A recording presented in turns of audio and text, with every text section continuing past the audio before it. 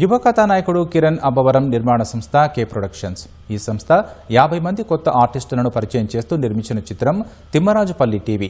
మునిరాజ్ దర్శకత్వం వహించిన ఈ చిత్రం ఏప్రిల్ 17న ప్రేక్షకుల ముందుకు రాబోతోంది. హైదరాబాద్లో నిర్వహించిన మీడియా సమావేశంలో చిత్ర బృందాన్ని కిరణ్ అబ్బవరం పరిచయం చేశారు. సినిమా ప్రతి ఒక్కరికి నచ్చుతుందని తెలిపారు. తమ వద్ద ఉన్న పరిమితి వనరులతో ఈ చిత్రాన్ని నిర్మించామని, నిజాయితీతో కూడిన ఈ కథ ప్రేక్షకుల మెప్పు పొందుతుందని ఆకాంక్షించారు. కొన్ని సినిమాలు మనకి తెలిసిపోద్ది, అరే ఈ సినిమా ఎంటర్టైన్మెంట్ వేస్తున్నాం, ఇది కమర్షియల్గా వర్కౌట్ అయిపోద్ది, ఇక్కడ డబ్బులు వచ్చేస్తుంది. ఇంకొన్ని సినిమాలు ఏంటి జోనర్ అని తెలిసిపోద్ది. ఇది మాత్రం హానెస్ట్గా ఒక ప్యూర్ అటెంప్ట్ చేద్దాం. నాకున్న దాంట్లో ఈ సినిమా ఏమి పెద్ద బడ్జెట్స్తో తీసింది కాదు, లేకపోతే పెద్ద పాయింట్తో తీసింది కాదండి. నాకు వీలైనంత వెరీ స్మాల్ బడ్జెట్లో, very thin line, very small point.